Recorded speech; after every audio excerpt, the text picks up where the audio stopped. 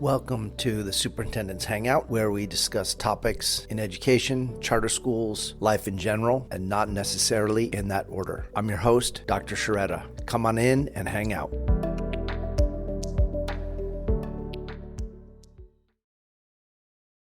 Just a note to listeners, the following episode includes some adult language and adult themes. In this episode, I had the chance to sit down with Juan Pablo Romero Fuentes. Juan Pablo joined us via Zoom from Guatemala. He is a teacher and the organizer and founder of the nonprofit Los Patojos, which is an educational organization, and then subsequently the development of a trademarked term that he calls El Patojismo, which embodies everything that is being taught in the schools. Juan Pablo and I discuss a wide range of topics, from pedagogical approaches to his reflections from traveling around the world and seeing schools and speaking with students in other countries, the role of his family, the love of his parents, the distinct difference between his experiences growing up in a loving, supportive household where democracy was the word of the day, and then what he experienced outside his family's house on the streets, and how he decided to take action to begin to change that in his homeland, which, as he expresses, is an immensely beautiful, inspiring, dynamic,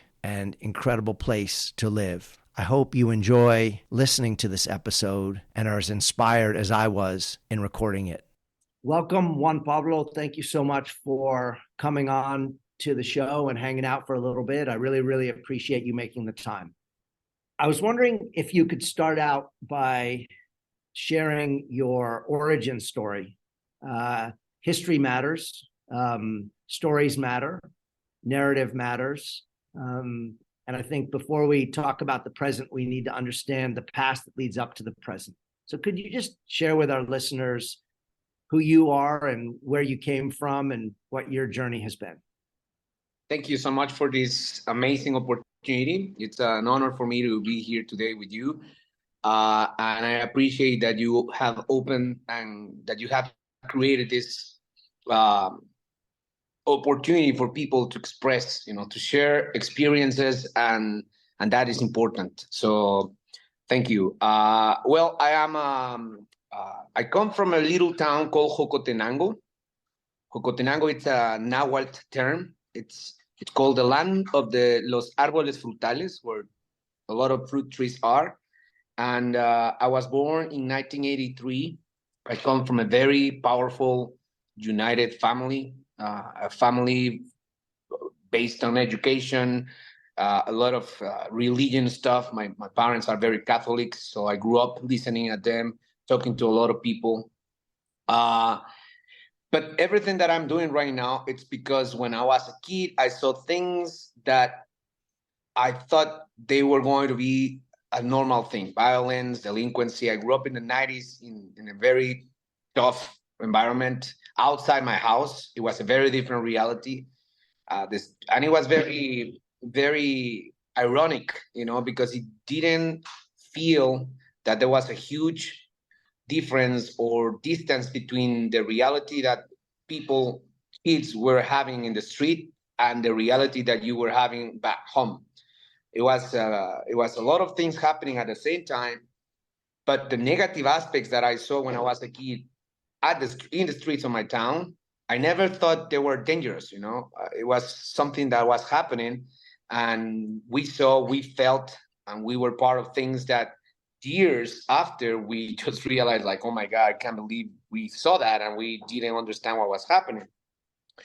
And the people that were doing the things that now we're trying to change, they were not guilty of doing these things. They were a part and the result of a system that has failed them for decades. So it's not their fault.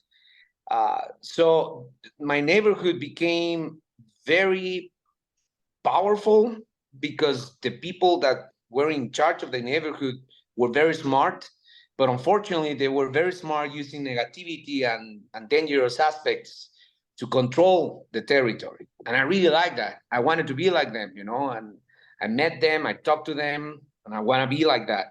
But My parents gave me education, and that was the reason that I talk about love, because that love that my parents gave me, that was the thing that was missing with my friends back in the street, you know. So I don't come from the street. I can't play, and I'm not gonna be using that narrative of, oh, you know, no. But I respect that, because most of my friends, they actually did come from the street. But that's a thing.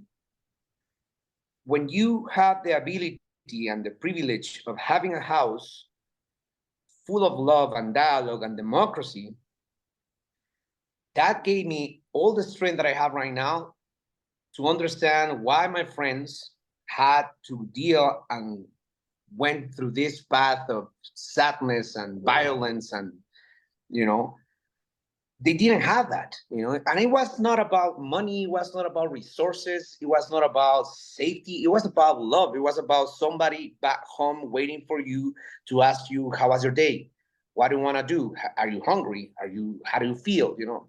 These things are the things that are missing in the families in developing countries in Central America, you know, especially in areas that people don't have an identity. People don't know where do we come from. Our sisters and brothers from the Maya world, they know exactly where they come from, because they've been here since the very beginning. They own the whole thing. But people that are brown like me, that out of the sudden were like part of, you know, a community, we don't know exactly where do we come from. So for us, it's not uh, difficult to take a wrong path or take a wrong decision, because I don't know where to come from, so I don't know where I go. And a lot of the kids that I grew up, unfortunately, didn't have the chance to make that choice, didn't have the chance to have a family full of love, and everything that they found out in the street was the things that are destroying Latino America. You know, Netflix, it's not that fake, you know, when it comes to the narco show, when it comes to some description of the reality, based on things that we saw, and it's still happening. So that's my background. I am a normal Guatemalan adult now, brown kid that just want to have fun, that want to have power, that want to have control, that want to be part of something that matter, you know. And unfortunately, um, yeah, I did a lot of bad things when I was a kid, but I will never regret of my past, because that made me the strongest man that I am right now. And we have created a project and systems and schools now that actually work for a lot of people. And I like to talk a lot, so you don't interrupt me, I'm just gonna go. You have to interrupt me and make me questions. So the beautiful thing about this format is it has no end if we don't want it to have an end. So there is no Oh, time I limit. like it. It's not TV, and it doesn't cost more the more we talk. So Okay. all it means is that it's a bigger file to put on Spotify. That's it. So um, um, I wanted to ask you, as an extension of something that you just said. So you have this background of love and stability within the four walls of your home. The streets are a real contrast to that. The neighborhood's a contrast. There might have been love in the neighborhood or a sense of community, but it might have been aimed in the wrong direction from a lot of, you know, as The, you the maybe there sense wasn't love. the sense that you're talking about, being in the street and having the sense of community, was a short-term sense of community, Mm, because a lot of people have died and they were going right. off, you know. But the sense of community back home was a long-term situation. Lifelong. And I was very lucky. I'm still very lucky, because my parents are my protector. They're still with us. And that's the thing that I believe education should be promoting, you know, love and that type of environment where you can actually be and discover yourself. Before you read and write, you need to feel and understand why you're feeling, you know, why are you like this? And that's the thing that is not available in education in Guatemala, for example. They don't care about who you are and what you want to do and how do you feel. I'm not sure how it works in the States, but when you get news from the States of a kid that came inside a school and is just shooting, that doesn't look that great, you know. It doesn't look like a good thing. We haven't had that yet, and hopefully we will never have that in the schools. But you know, there's we need to pay attention about that, because we have been called a very dangerous country, but we have never gone to that level of, I don't understand what's going on. But the good thing about what we're doing right now is that we are working very hard to prevent, to get to points like that, and talking and creating safety environments, providing dignity to a human, to kids. I believe that's the most important thing. Kids need to feel that they're being seen in a responsible way, so they can be whatever they want.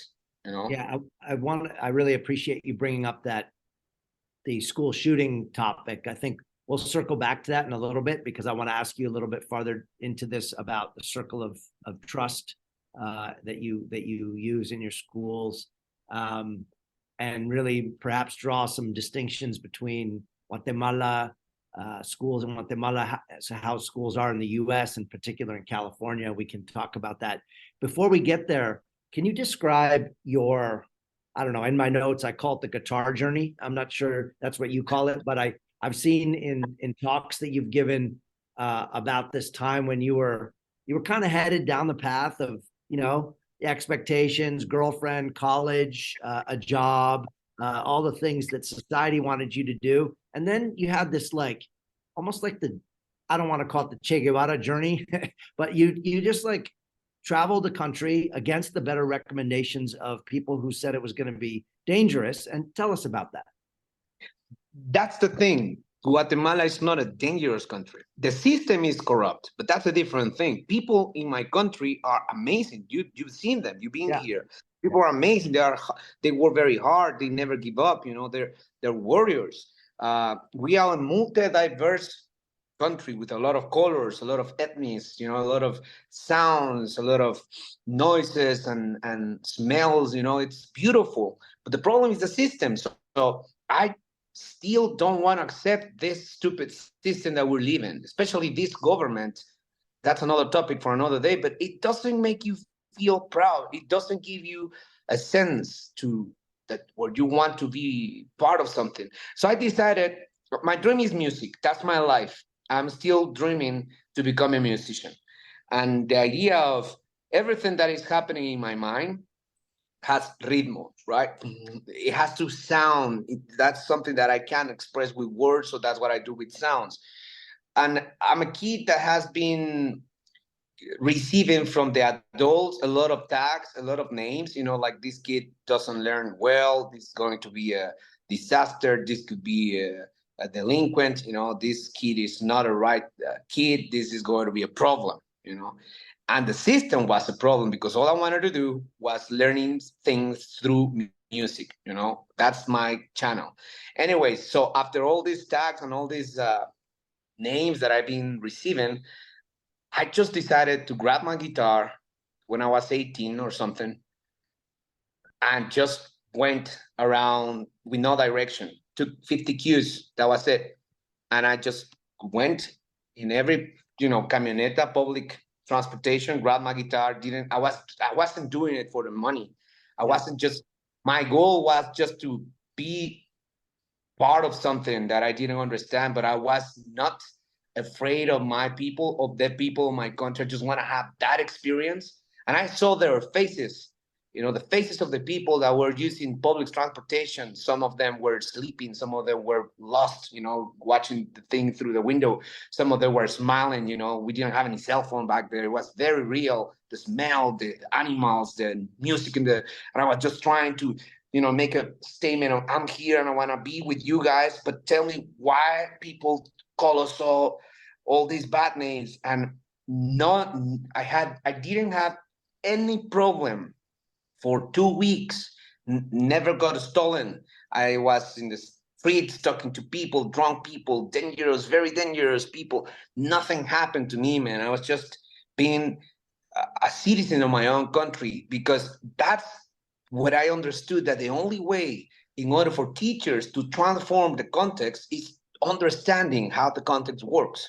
Otherwise, you will never have a positive or an effective change or impact in education if you don't understand where you come from, how the country works. So what is the point of me going to a classroom in that moment if I don't understand how the country works? what kind of country am I talking about, or the future of these kids? Is something that I'm gonna make up? I'm gonna make lies to the kids, or just follow instruction that doesn't make sense? So music saved me, man. Music gave me my ability to understand the beauty of diversity and the beauty of Guatemala, you know. And when I came back home, I came, so full of energy, so local, so grassroots, so like we can do this thing without looking to anywhere else. We don't need the Western civilization, the North civilization, the South. We have everything that we need, but we have forgotten that, Right. So music, man, it's my channel. And right now I haven't been able to play the way I used to, because now I'm an administrator and I'm trying to get funding for the schools to be alive. But I have learned how to transform my guitar technique through strategies of, creating jobs, of, having a great team of teachers and artists, having food, medical supplies, mental health, building schools in places that nobody actually thought were going to be possible. Like, so music took me to my country and Guatemala. Every time you say Guatemala, it's a beautiful song that will never end, man. Yeah. I was very inspired by that. Those descriptions. When you mentioned chicken buses, I've been on many of them. And I also, it was pre cell phone era when I was first in Guatemala in the early '90s, and so yeah, you're off and on there for a long time, right? Hours and hours at a time, going just like slow and winding roads, and yeah, it's The road that I was going through was Antigua, where I belong, and Jocotenango, Chimaltenango, Shela, Solola, Quiche. That was my path. And then I came back. I didn't go somewhere else, but that was more than enough because I saw more than I needed. It was overwhelming to me as well. It was so unfair most of the time as well. There was places with no water, but people were happy. There was places with no transportation, but people were happy. There's places that are very dirty, but people were not complaining. And and then I came back to Antigua and Jocotenango, where I live, and people were complaining about everything. And I said, "Why are you complaining about things? I saw that, and it's in our, So all those elements helped me to create the system and the methodology that now we're promoting. In a profile that I read from National Public Radio, an NPR article, you said, quote, Guatemala wants to become Mexico. Mexico wants to become the United States. The United States wants to become Europe. And I don't want to become anything. I want to become Guatemala. Can you explain the sentiment, the spirit behind that quote? I don't want to sound negative or aggressive, but I think that we are so powerful, not from the ego way, but just for the chances of having intelligence and being smart and being creative, right? The Mayas are still here. They haven't gone. They are not extinct. We are still here.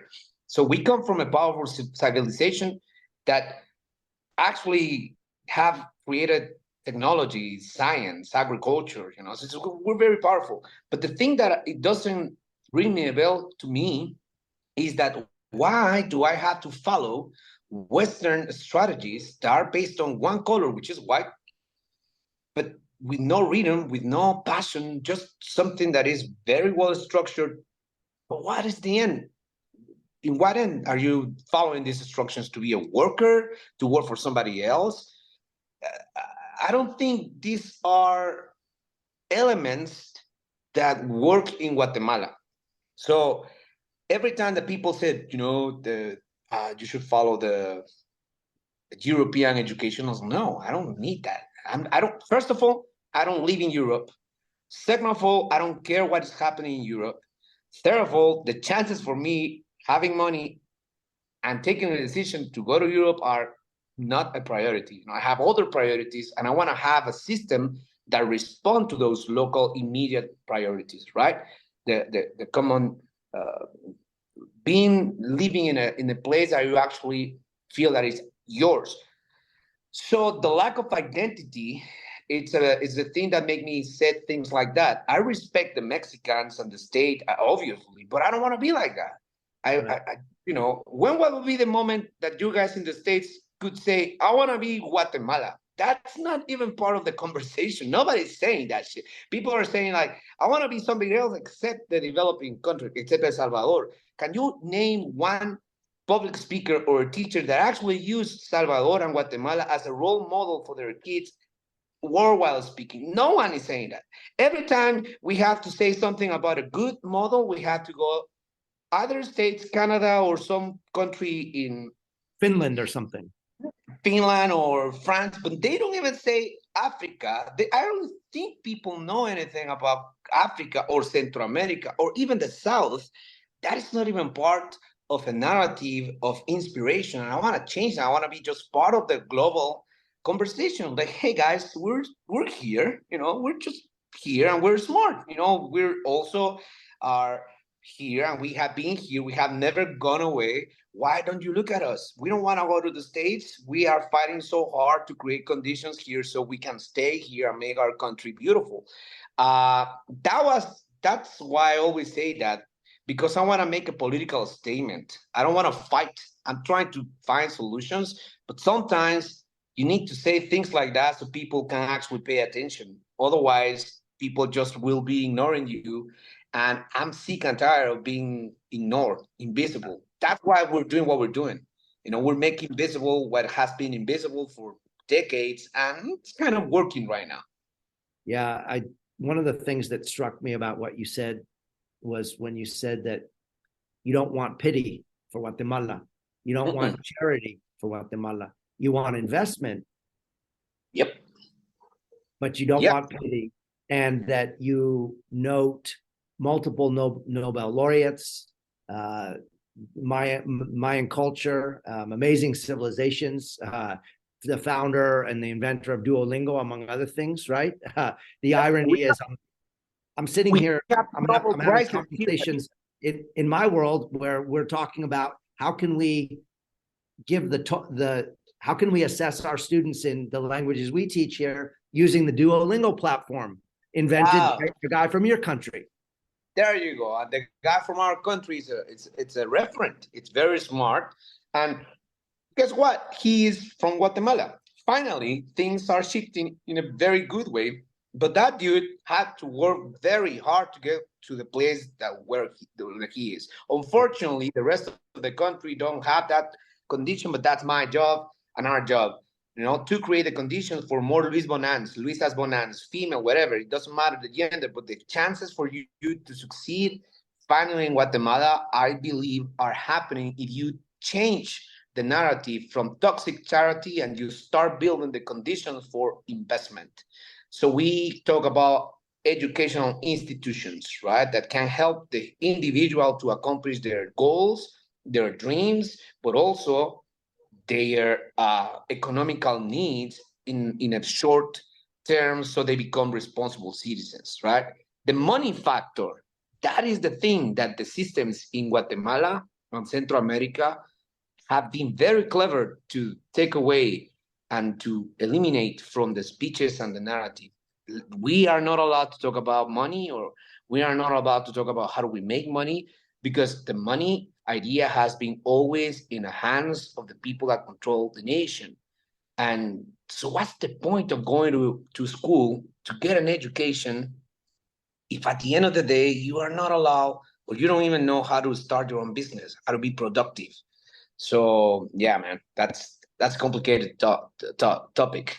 So you did your tour around the country and you came back all invigorated and inspired, and you went to your parents and asked them if you could use your home to start a school, is my understanding. And that was the beginning of Los Patojos. And can you explain kind of how it grew and how your methodology is different from schools in the rest of Guatemala, where you made a reference a little while ago to the fact that there's very little care about who you are as a human being in those schools? My parents told me, they gave me the house, their family house. My dad is still a teacher. He built with my mom, which is the heart of the entire family, My mom hasn't had an official job, but she's very smart with the finances, and she's the queen of she's the powerful queen of our family. My dad, it's my dad, but you have to realize where the power is coming from. So my mom was in charge of everything, and she is still in charge of everything. And she told me with my dad that they were gonna give me the house because they love me. And I was searching for a place to start a school because in those years I was thinking I just wanna, start a school. I had no idea about the commitment and responsibility that I was going through. They gave me the house and they said, use the house, but respect the people and create dignities because that's what we have given you all your life. If you're thinking about making money, don't use our house and get out and find a job. But if you're going to be an educator and a community server, the best place that you're going to start is the place that actually help you to become what you are and use it with love and respect. So they gave me the house, man, my entire house. It's just my sisters were angry. It wasn't easy for my family. My sister, my brother, who lives in Spain, he's an amazing writer. He's still a little bit angry at me because he told me the other day we were both drunk, and he said to me, "I will never forgive you, man, because you destroy my childhood memories." Every time I want to come back to my house, back from Spain, and I come to the thing that you did, that is not my house, man. That is so it hasn't been that romantic thing that, oh, I opened the house and it was super easy. No, I went through personal issues, but my parents gave me the house. I named it Los Patojos at the beginning because my grandmother, mi abuela Beca, she came out in the street and named and yelled Patojos, and all my friends at that time got together and we were drinking something. But then I realized that Los Patojos was not inclusive, so we had to change that because we were getting more responsible and more effective. Now it's called El Patojismo, which is a registered brand. And the methodology that we're using is based pretty much on three things, man. Circle of trust, which is talking all the time that you need. That's just talk. Monday, talk. Get in a circle and talk. Ask questions. Feel that you belong somewhere. Just breathe. Go away. We're not going to study today. We're just going to talk about how we are. So that's some kind of a therapy that didn't exist. Now a lot of people are doing it because we started, which is an amazing thing because that was the reason. The second one is, and I believe, I'm not saying this in the right order, but we're educators, so we know what the point is. It's dignity. That is the difference between our school versus the others. The fact that there are schools and have been schools around our places doesn't mean that they work. They exist, but they don't function. So the third one is the toilets. Sorry, but if you go to a public school and you go inside a public toilet, that is a reflection of the entire system, the educational team, the content that you're doing, because that is something so powerful, so vital that people laugh and think that it's not important. But to me, going to a toilet in a public school is vital because you're a kid. That's a place that you go when you are in trouble. You need to go to a toilet to do your thing, and you need to have water. You need to have the right environment for you to have that moment. It sounds stupid, but it doesn't. It's not stupid because you know why? Close to the kids' toilet, there's the teacher's toilet under lock with water. Very nice, very clean, but the kids don't have access to that because they are kids. So the kids are using the public toilets in the public school that are full of shit, no water and no toilet paper, versus the teachers. My friend, there's so many things that are wrong there that we immediately changed, and we created all these beautiful environments because Freire said that you can learn whatever you want, but he didn't mention about the context of if you go to a mountain, that could be a school. You are under a tree, that could be a school. And I said, no, it is not like that. You have to be very careful about the context and the conditions because diversity of kids, they don't live all the same. We need to be creating a platform where everyone can feel welcome and can feel that they have all the basics. So these three elements are making el patojismo very successful, because a human being that is inside el patojismo actually feel like a human being, like not just like an object or a number or a or a code or whatever. It's actually a person with names, with feelings, with identity. You can go wherever you want. You can dress wherever you want, as long as you don't disrespect the other. That's it. That's what it takes. So I don't go through the academic first. I go through the mind and soul to create a system, and then we change a little bit to the academics. Yeah, something like that. Could you share for the audience who may not be familiar, just the general state of education in Guatemala, in your country, just in general, the percentage of children who are in school, or what types of experiences kids have? I mean, you just talked about the stark difference between what the teachers experience and what the kids experience in traditional schools in Guatemala. We're not talking about a country that invests the resources in its students with a goal of having everyone graduate from 12th grade in high school, correct? Correct. Yeah. Look, my sisters are teachers. My dad is a teacher. My brother is a teacher. I respect teachers. I don't even know how to express that. Not even in Spanish. I can't even do it in English, but I have profound respect of teachers. To me, teachers are angels, heroes. They are so powerful and so important in society and the world. But what doesn't work is the system that is, organized. This they become political and they respond to other interests. That it's sad to see how the teacher interest stop being the kid and become their personal interest, which I understand, it makes sense. But then don't teach. Get a different job, because teaching, it's service. You need to understand that you will always, for the rest of your life, have the chance to live with a decent amount of money, respecting the people that you serve. If you want to make money, if you want to have other type of life, then become something else and try to find something else, but not with people. People are the most beautiful assets in this universe, and they don't represent money. They represent life. They represent histories. They represent stories. They represent feelings. So this country is not responding to anything. The fact that you're studying here 12 years, at the end of that process, you become immediately with no job and no chances for you to start an economical career, because there's no opportunities. That's why everybody is seeking other opportunities in other places. So, and nobody says about that. Today, for example, there's hundreds of kids marching. And I was walking with my girlfriend in the streets trying to understand, why are we doing this?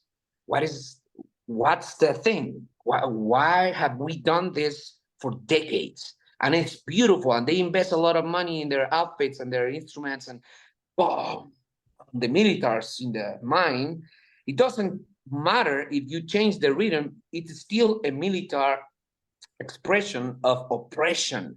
We love to be under something. That's the beauty of Latin America. We really like to celebrate the things that have been destroying us every freaking day of our lives. And at the educational aspect, you don't talk about that, because it doesn't matter. What it matters is that you teach a class, you just get another group of kids. I don't care what's going to happen after the next group. And it's like a machine that just produces, I don't even know what, but I want to change that, man. I want to be part of a process of social transformation through education that actually help the individual to just not learn, which is amazing, is the right, but also be able to produce and generate, create, and question every single aspect of life. So I'm not going to talk about the Guatemalan educational system, dude. I had been doing that since a long time, and then I just learned stop. Now I'm going to do examples and ideas and projects that might be hopefully help other systems to find other ways to talk about education, right? So could you yeah, could extending on that thought, could you tell us a bit about what you do in your schools, in addition to the traditional classroom work? Because I understand there's an agricultural component, there's a restaurant component. Can you talk to us about that? Because it's not just an idea of 4 walls and a building with classes happening, and it's much more. It's holistic around the whole lives. Correct.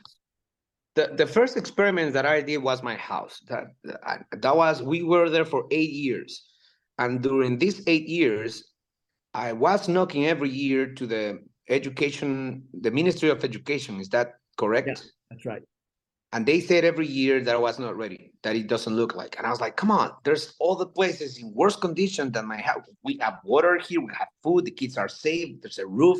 When it rains, it's perfect. When it's hot, it's perfect. What are the things that you need that I had to do with the team, with the kids, for us to be approved? And they said no. They say no.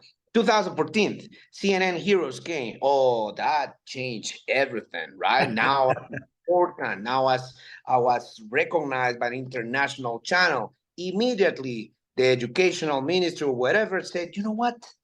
After all this year, we have considered you're ready. It's like, come on, man. I mean, anyways, the second phase of that was building centers that people never expected. If you walk in front of the school number 1, when we were building, I remember that the community were saying, because I never told them that we were going to build a new school. They were walking around. I told them, what do you think they're building there? And the parents came, it could be a rich house or a hotel, whatever, but something is happening here. And it's like, don't you think that could be a school? No, that's not a school. It's impossible for that place to be a school. Anyways, long story to story, we actually built a school. We opened the doors, and the community didn't know that was our new school. And when the community came, they couldn't believe the beauty of that center, because they have never been allowed to feel that way, And we immediately start changing things. Like everywhere you go, art, nice environments, water, toilet, food, the medical clinic. It was amazing. And they were like, this is the school? This is the way we deserve the schools. And I know that if people don't steal their public taxes in the government, we can build places like this and even more powerful all around the country. The second one was even worse. The new one that we have been just recently opened, people thought that was a church, and because of the beauty of the facade, they said, oh, that's a church. That could be a lot of clinics. And I said, come on, man, why don't you think that could be a school? And I said, all right, we did exactly the same process. And when they came in, they were nuts. And I said, is this a school? Why don't you think people are not allowed to have this, Because it's been done by people that have all the time the power. So I think, man, that the schools that we're doing and building, it's not just education. Education for me is not even the word that I'm using as a priority anymore. It's element number 20, because at the end of the day, you choose and you decide when you want to learn and what you want to learn. But the first things that we are promoting, it's opportunities to talk and discover your passions, because our mainly goal is to keep the kids in Jocotenango and in Guatemala. And that's going to be a long fight, a long struggle to make them understand that they are able to stay here, because the opportunities and resources that we're giving them, the food, the agriculture, the kitchen, the English, the robotics, technology, programming, sports, math, community service, love, respecting, inclusion, those elements are so powerful that are actually making people feel happy and with a purpose to come back. School, when we said that we are not going to have classes, the kids get angry, man. They actually go and find, wow, come on, man. Instead of a public system, when you say there's no classes, the kids clap, hey, because they don't want to see the teacher. They are tired of going there. We don't have that. And that's, to me, a beautiful thing. I know you've traveled for your, I know you've visited the U.S. and you visited Europe, you visited different countries. Have you had a chance to get into classrooms and in schools to kind of do your own kind of comparison between what you've seen and what you see back in with el patojismo, and if there's similarities or differences? I went a few weeks before COVID started. I was in Hong Kong. I was invited to give my first keynote official public lecture. Yeah. And the room was full with 700 to 800 professional teachers with PhDs from all around the world, because in Hong Kong, these international schools are only packed with international teachers, right? So it was the most hard experience for me, because there I was, this brown kid that learned English by himself, trying to share some information to the, intellectuals of education, right?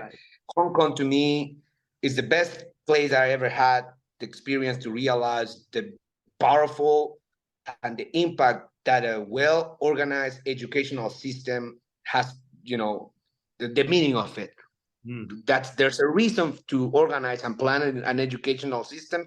It's Hong Kong. But it's so powerful that kids are killing themselves because it makes them feel so sad and like a robot. So I was there and I was feeling amazing. It was, oh my God. But then I start feeling like, wow. So if these kids have already gotten to a place that they have everything and they have accomplished everything, what is next?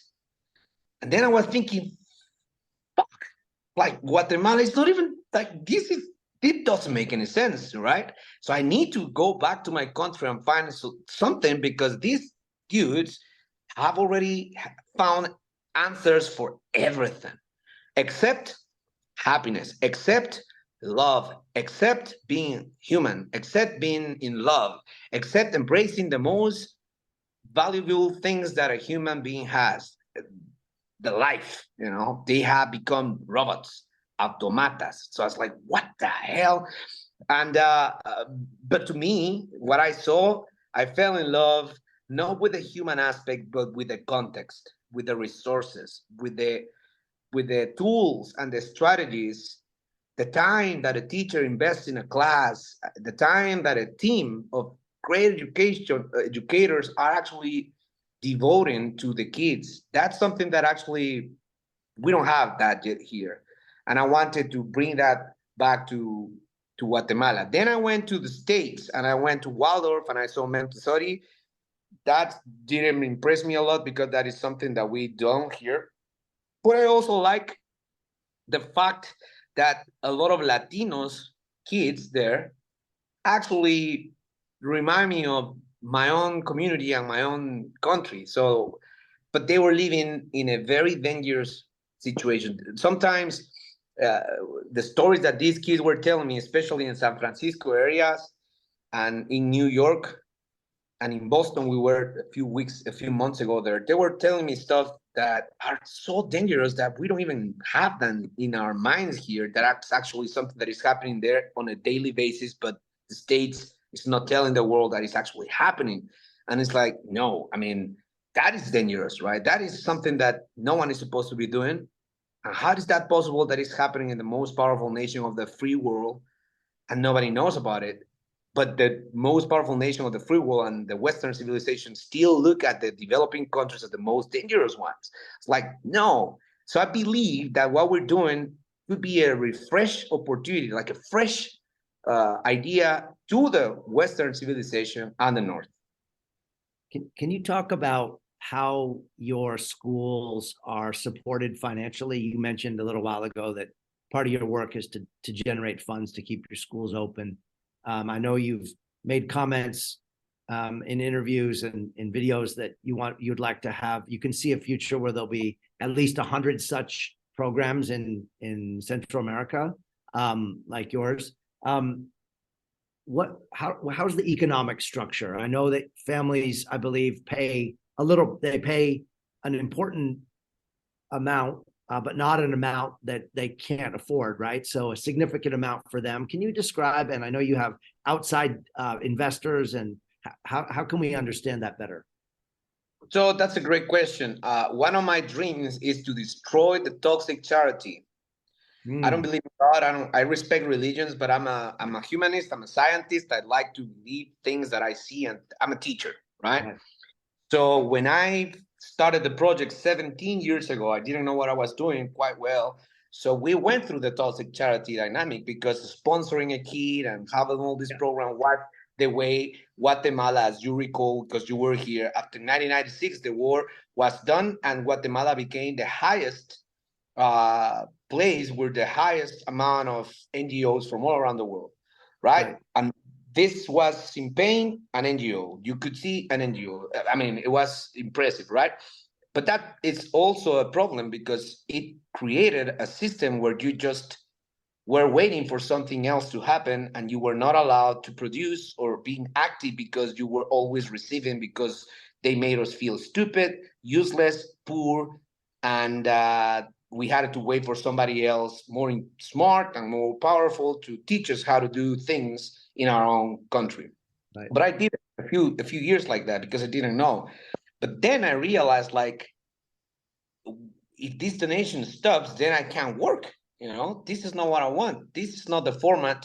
I'm actually using the house of my parents to just start something and then, didn't go to the result that I want. Then I started to change the narrative by bringing dignity as the most important element to people that actually hated, just like me, the toxic charity world, and start thinking that developing countries need to be stopped calling that way and start calling, a country with an economical idea. So we have now, instead of having donors, we have 4 partners that actually invest in the project because we all believe that kids in Jocotenango and Zacatepeques and in the country deserve to have the right to be here. So it's a very practical situation, my friend. They don't want us there, and we don't want to be there. So instead of going through the politics or the government, which sucks, we found out a responsible relationship based on love and resources, right? And they are investing in my effort to keep our kids here with dignity and opportunities. So that's how it's working, and that's why we are seeking people that are involved with the business world, people are involved with the real estate, people are involved with construction, with technology, because they know the importance of creating the conditions here. So we might have more Luis Bongang and more Duolingos, but not in the States, but in Jocotenango. And I don't want free stuff. I don't like gifts. There's nothing free in this world. There's always something. There's always something there. Yeah. So I made the community to invest. Say, instead of drinking every freaking month, my friend, as a father, right? Stop drinking 5 beers, save that money, and start investing that in your kids' education. It's gonna give you pride. It's gonna give you power. It's gonna give you a sense of responsibility, and your kid's gonna be feeling proud of you. So I'm not criminalizing anyone. I'm just trying to change the mindset of how we are using the limited amount of resources in terms of money and using that money to create pride, to create power, and to create a new way of doing an economy. So $4 to $15 a month. Those are the numbers of the amounts of investment that the parents are doing every month. And it's a first step. And now we are on a new path of almost starting the new restaurant. The cooking school will have its own restaurant, and I believe that restaurant is going to give us resources, self-taught, and we have a circle there of a full economy, so we can actually start more schools and create more businesses, so kids not can grow with a different mindset and become productive and be part of the community. You mentioned the CNN Hero Award and the publicity that brought you, and suddenly the government Ministry of Education completely changed.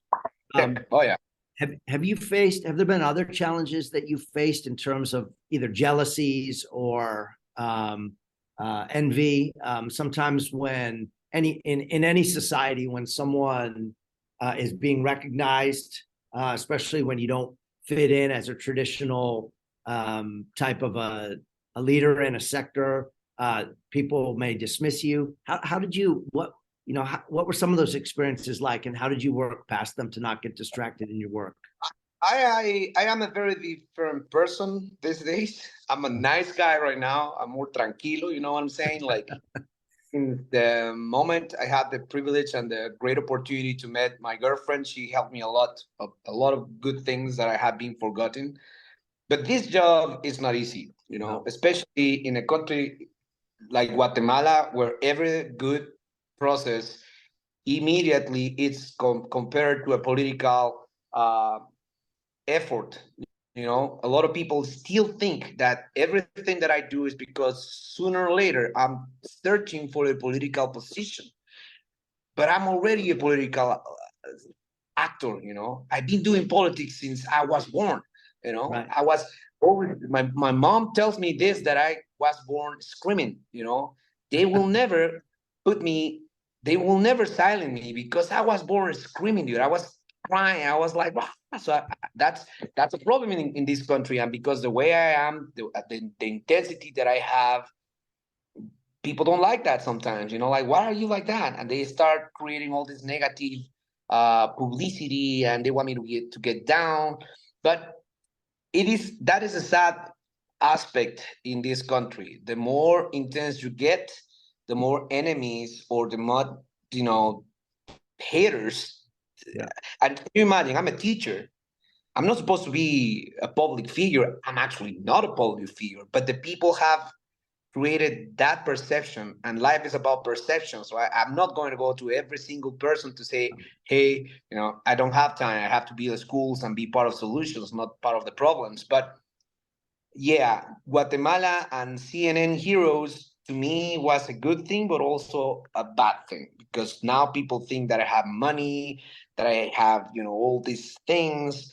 And I don't have money. I wish I could have money. Everybody likes to have a little money, right? But I can't complain about the lifestyle that I have. I am trying to be the most responsible and fair person because of what I represent in my community. But you know what? Between you and me, I kind of like now that the politicians kind of respect us.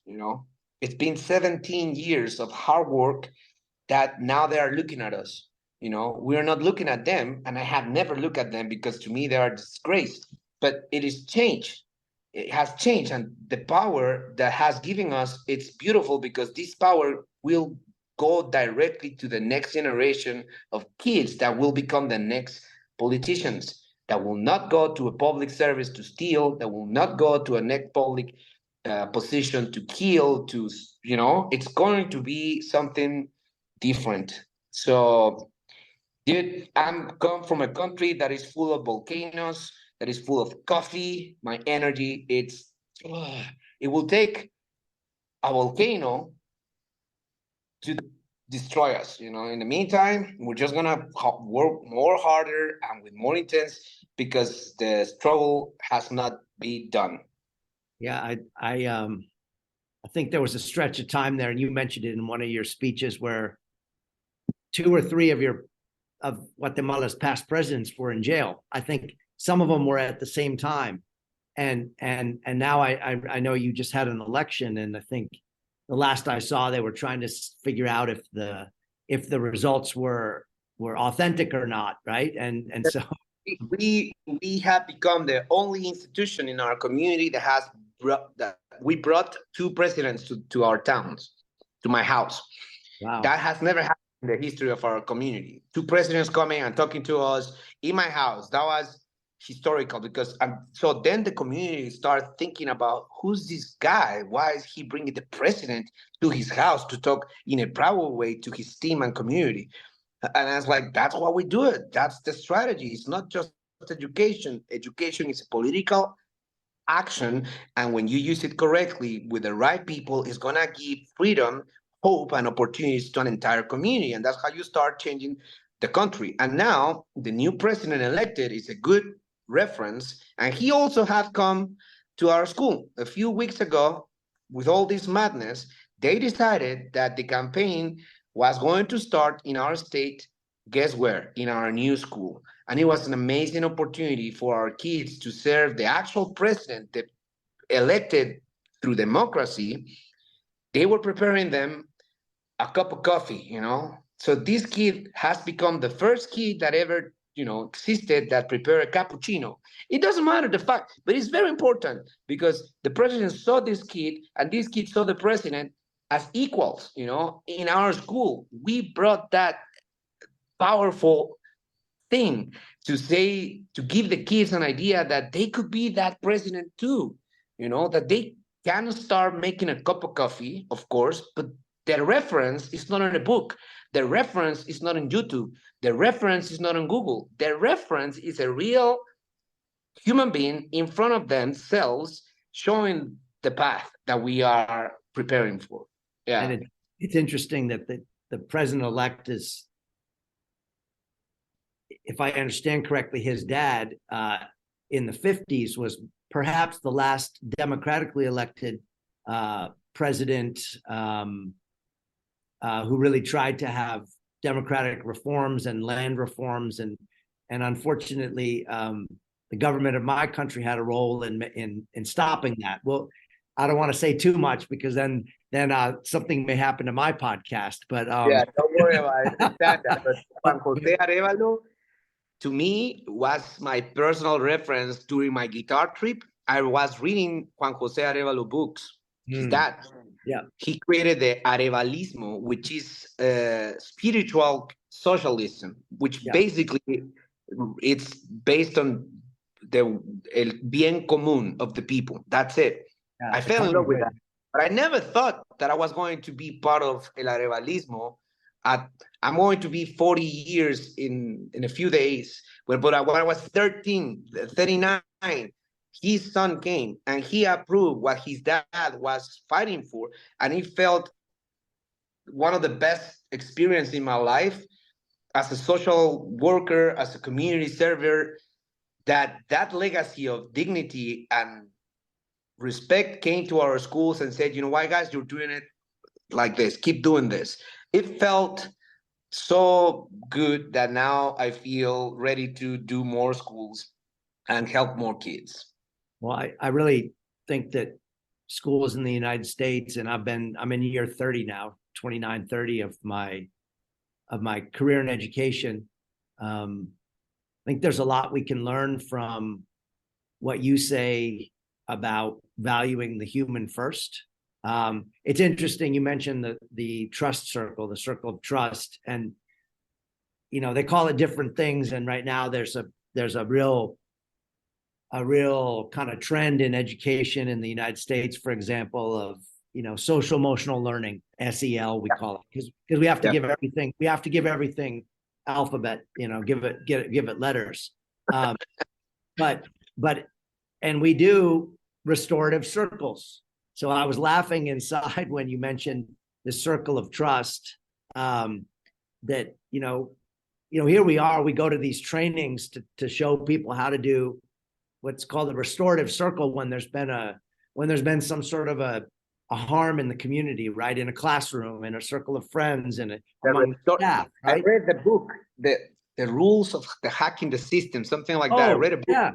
Yeah, that's I read that book. We're just using that with our faculty. So that's what I just read that book a few weeks ago. I loved it. And they were talking about restorative justice. Yep. I suck sometimes to be a mediador. I'm trying very hard in my personal life, in the teaching life, in the world.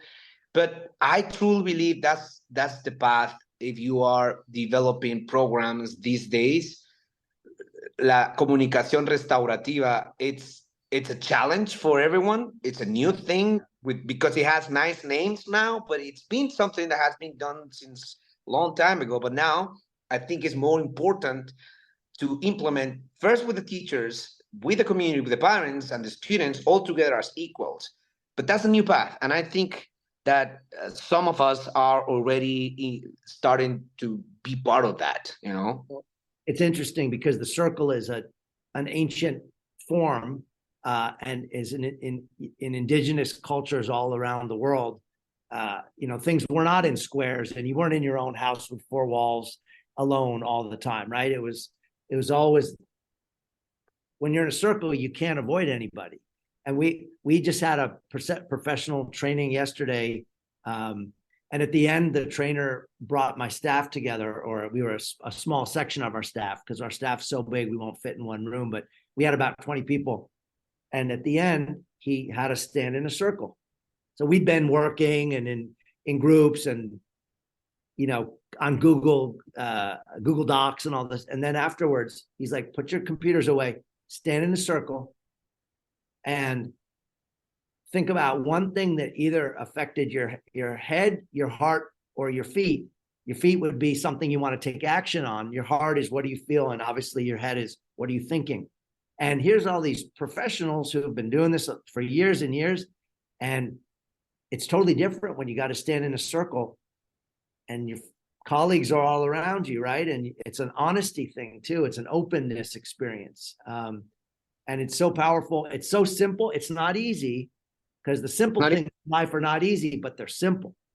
Correct. Simple things aren't easy. I don't know why the system thinks that when you say it is easy, that's a simple thing to do. It's not simple. It has an amount of a lot of effort and a lot of fear there to do a simple thing. It's not just easy. And, has another important thing is that teachers in the project that I'm running now is that I don't meet with them a lot. I'm just leaving them be themselves. I have freedom of decision in a classroom, as obviously in a professional way. But that fact that a teacher can be a creator and an artist, that can sing, that can be in charge, makes them feel powerful, because they don't have time to be following my instruction. I don't need them to do what I want. I need them to do what the kids want inside a classroom all together. But that's their little environment. The less you talk to me, the more time you have with the kids. The less you go to the street to wherever, the more time you go to your kids. And these kids really need you every day. They need you, not me. And this is an experiment that I've been doing this year. And I'm so happy with the results. I see teachers that are happy, teachers that are in charge, teachers that are trying to figure things out, to getting things for the kids, So I'm like looking at them and I said, this is a beautiful community, We're not going to waste time about my ego, about, oh, come on, let's sit down. We have a meeting right now. Like, why? Let them be, There's no rush. We have been here since a long time. Give the chance for every teacher so they can feel trusted, they can feel powerful. And if they need help, they are going to ask. But if they don't need help, let the kids have fun with the teachers. This is something that has never been done in this system, because teachers actually spend more money in meetings than actually in things that can be do with the kids. So this experiment is also another thing that is making our schools different than the rest. The less time with principals, the more time with the community. I forgot about that. I'm not sure what I'm saying this, but I just forgot about that. It's very interesting. I really appreciate your time. You've been very generous. I know you're busy. I know it's Independence multi-day celebration and parties. I have one more question for you, but before I do that, is there anything that you would like to mention that we have not talked about today that's that you were hoping that listeners could hear and know about your work and your students, your teachers, your community, your vision? Well, I think something that I would really like people to understand is that Guatemala is not a violent country. Every time you read about or hear about the country, I ask people that do not be very harsh on us. We are a powerful country. I always say this to my friends around the world, that the country itself, it's in a position that you can use this analogy. Guatemala is a heart of an entire continent. If you actually go to the map, you will see that it connects the south with the north. We are so beautiful, so powerful. We have a beautiful weather, beautiful people. We are more than that. We are a bridge that connects the south and the north. We are the heart that keeps this continent alive. And if you go around Estados Unidos and you see the Latinos there, every time you see a Guatemalteco there, you will never see a Guatemalteco in a jet or traveling. You will always see a Guatemalteco or Guatemalteca working, Yeah. doing things, making decisions, saving things, creating things, and gaining their money with hard work. You will never gonna see a Guatemalteco complaining, about they have to, because that's how we are. So imagine their country that they come from, so powerful. So my friends, if you see a Latino there, don't judge them. Just help each other. That's our job. We don't want to go to your country. It's not a nice thing. I don't like that idea. I respect your country, but it's not the best thing that exists in this planet. Our country is a beautiful country, and the only thing is that we don't know that yet. We have forgotten because we've been told that it's not like that. But help us to stay in this country. And if you can help us by investing in our programs, it will be amazing, because every time you invest or donate, or whatever that term, in projects like El Patojismo, the chances for the kids to go to the States are less. And the chance for these kids to stay in their country increases. And that's a win-win situation. At the end of the day, everybody gets the same coffee, gets the same food, and the same opportunities. Well, we'll be linking to, your information, your social media presence in the show notes, and I appreciate that. And it touched me that you've made this comment that your goal is that no students who have attended your schools will ever want to go to the United States to live. Right? You've said that, and I think that's really powerful. I think I'd like them to go to the States to travel. To visit. Exactly. To visit and go back. I'm not sure if I'm being too extreme, but somebody needs to be that extreme in this country for, we don't want to lose all the power in other countries. We want them to stay here and create the systems here. So there's my personal website that I'm developing, that I'm going to share with you. That's where I'm just like writing ideas, the context, and I'm trying to create something for the first time in many years, like a register of the experiences. The idea was publishing a book, but then I think it's easier to go on a website, so teachers around the States or your friends can just read and give me feedback. That would be amazing, and hopefully we can create more communication and more community driven things. That would be fantastic. Thank you. My last question is, it's kind of a thought experiment. So let's say you have the opportunity to create a billboard, a sign on the side of the road, right? A giant sign. All right. And people are going to look at it when they're driving by every day in traffic, fast, slow, but they're going to see this sign. What does your sign say to the world? What's your message that you want the world to know about your work, your vision, el patojismo, all of that combined? What would that sign say? That's a tricky question, man. I like your style. It's giving me a hard time in my mind to go because I don't like signs, to be honest. I don't like when they block the view of nature, and I really hate when I'm going on a highway and I see that and it blocks the volcano or a tree or whatever. But with this particular moment, I'll put the face of my mom My mom smiling with the golden teeth, and the Adora here with the flowers smiling, and underneath I will put the name of Guatemala, right? And people can just embrace wherever that means. It's free choice, but when you see the face and the smile of my mom, that's the country that I want to provide to the kids, man. That idea of a powerful, resilient woman that is still in charge through love and respect, freedom and democracy and hard work. That's the name of a country. If you put a face on your fight, the fight gets more important to you. You need to put a face on everything that you're doing. And to me, everything I do has my mom face. So yeah, that's it. I will put a beautiful photo of my mom smiling and the name of our country underneath her. Thank you so much for that.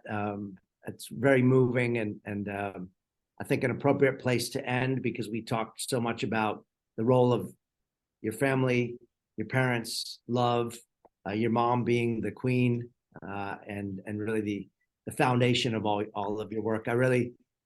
You've been an inspiration to me. I've been in education for a long time, and your vision and your voice is so refreshing.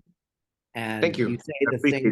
You say the things that other people may think but not say because they're not popular, and sometimes they don't even think them. So giving voice to that and giving spirit to that is very special. So thank you so much, Juan Pablo, for your time, and happy Independence multiple day party.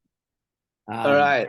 Okay. I will be waiting for the podcast, and keep doing what you're doing. And it's an honor. And hopefully one of these days we can either way meet in Guatemala, and you will come to our program. I will give you a cup of coffee, or I can go to your schools and we can share with the teachers this powerful profession that we all have, is to educate and free the kids.